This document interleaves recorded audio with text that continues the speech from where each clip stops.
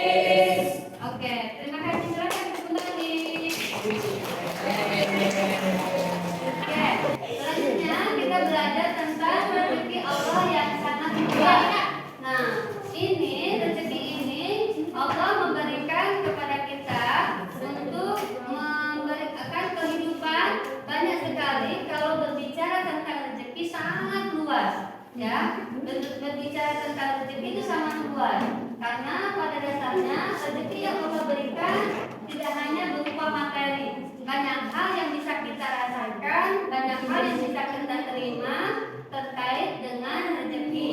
Badan yang sehat, anggota yang lengkap, teman yang baik juga termasuk bagian daripada rezeki.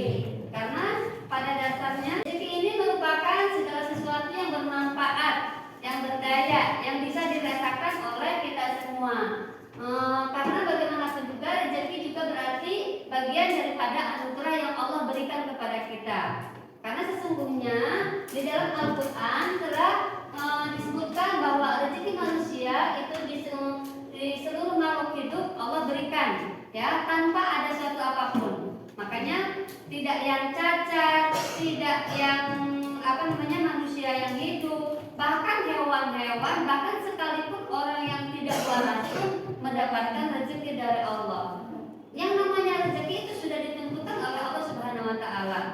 Semua apa yang ada di muka bumi ini, baik di daratan maupun di lautan, itu Allah memberikan rezeki untuk kehidupan manusia. Ya, nah jangan sampai rezeki itu diartikan hanya berupa materi, ya, hanya berupa materi. Segala sesuatu yang berupa nikmat yang ada dalam diri kita, nah itu bisa dikatakan rezeki. Contoh misalkan kita bisa hadir di lingkungan sekolah ini, bisa merasakan bagaimana mendapatkan ilmu pengetahuan. Ya, karena itu tadi rezeki, sehat, walafiat. Maka dari itu kita bersyukur kepada Allah, karena bagaimanapun Allah sudah memberikan begitu banyak, gitu. Hal yang kecil misalkan itu adalah kita bernapas, ya, bernapas, berada di lingkungan kelas ini, ruangan kelas ini, kita menghirup udara yang segar, masih bisa napas. Bayangkan kalau misalkan kita bernapas pakai bawa-bawa tabung, ya, yang napas di bawah-bawah tabung itu biasanya orang-orang yang dalam keadaan sudah dalam kondisi tidak sehat, Contoh misalkan paru-parunya sudah bermasalah, tenggorokannya sudah bermasalah, atau yang punya penyakit yang berkaitan dengan tadi itu pernapasan, ya, misalkan karena ada virus, karena ada infeksi di saluran pernapasan, sehingga napas aja misalkan sampai susah. Nah, kita harus bersyukur sama Allah gitu. Nah, dalam keadaan kita bisa duduk belajar bersama teman-teman dengan guru, ini merupakan anugerah yang Allah berikan kepada kita.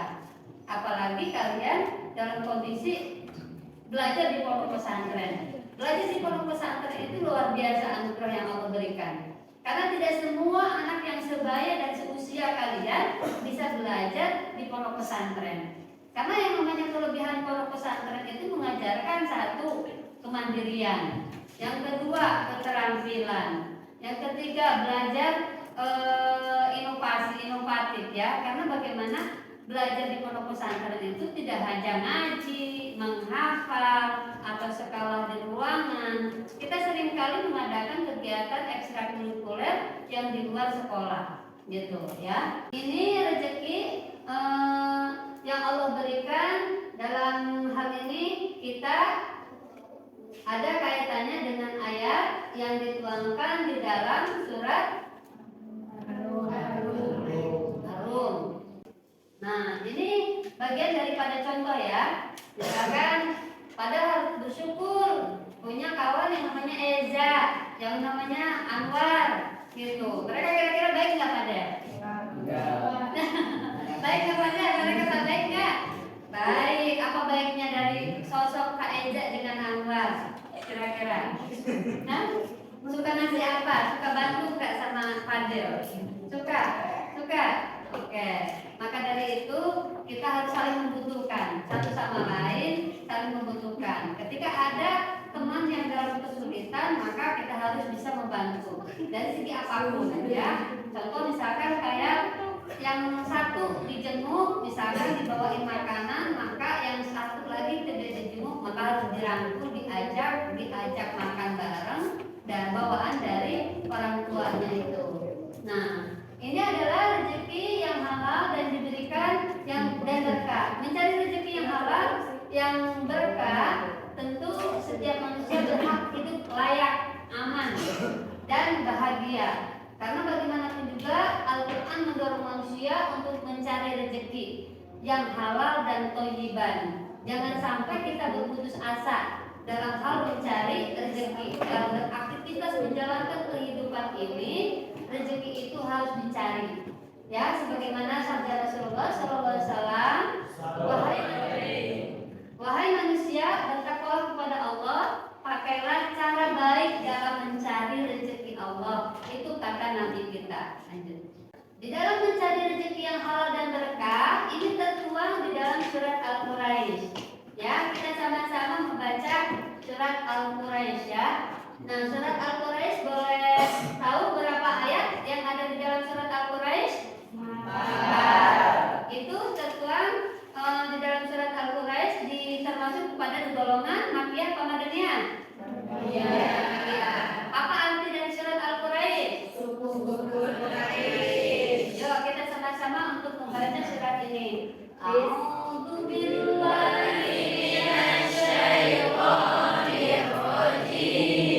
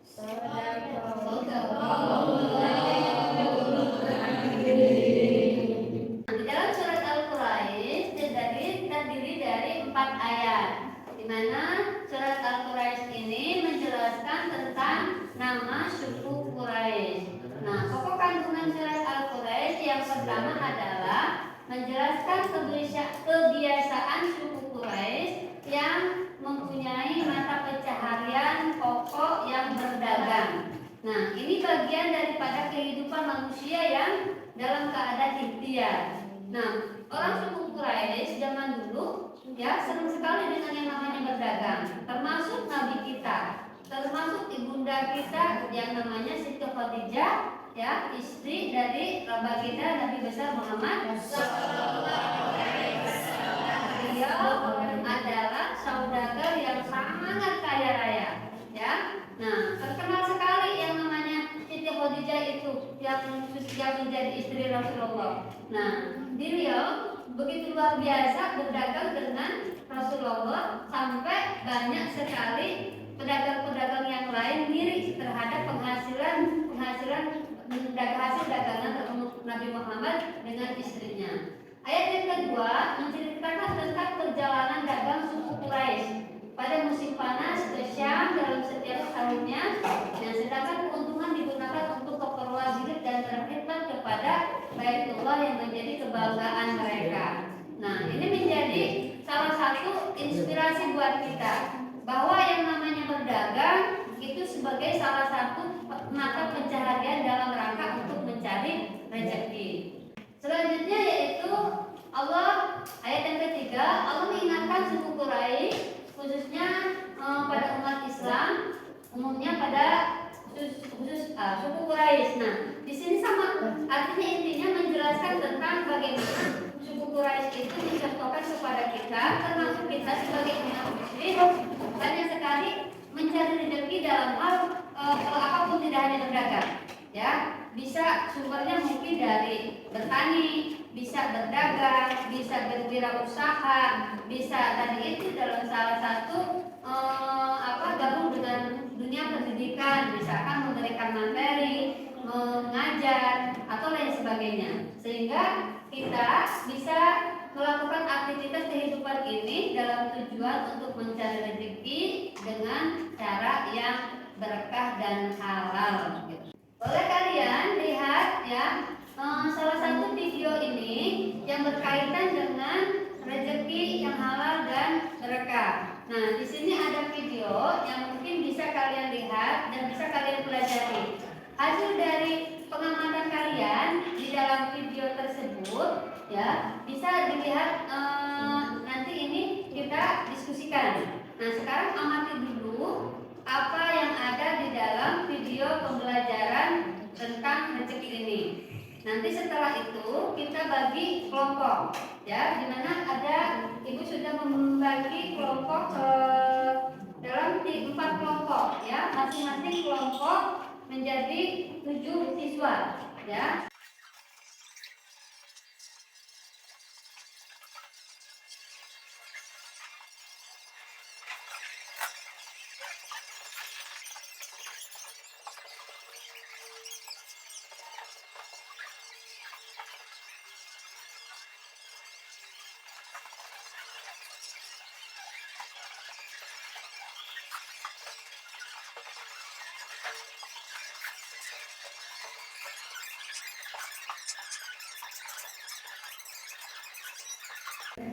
Baiklah anak-anak, pertemuan kali ini kita